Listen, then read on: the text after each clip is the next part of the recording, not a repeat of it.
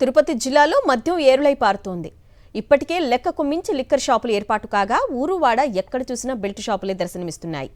Gudur rural, Chillakur మండలాల్లోని చాలా గ్రామాల్లో కిరాణా షాపుల్లోనూ అక్రమంగా మద్యం విక్రయాలు సాగుతున్నాయి.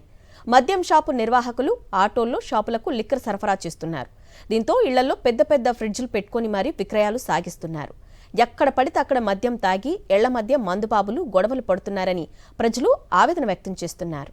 ఇదే అంశంపై డీటెయిల్స్ మా ప్రతినిధి మూర్తి అందిస్తారు. మూర్తి, కిరాణా షాపుల్లో కూడా మద్యం దొరుకుతుంది అంటే దీని ప్రభావం యువత, చిన్నపిల్లలపై చాలా పడే అవకాశం ఉంటుంది కదా?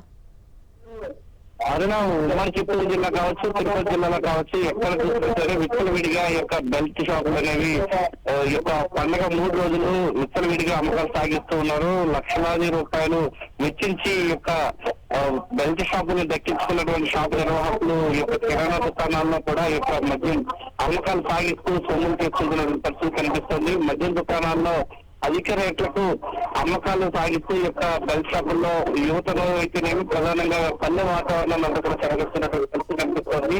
పండుగ వాతావరణంలో ఉండాల్సినటువంటి పల్లెలన్నీ కూడా మద్యంలో మునిగి తేలుస్తూ యువత అంతా కూడా చెడిపోతున్నటువంటి పరిస్థితి క్షేత్రస్థాయిలో కనిపిస్తోంది.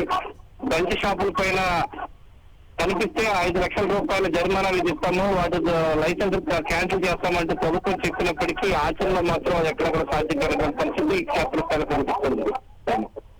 Right Murthy, thank you.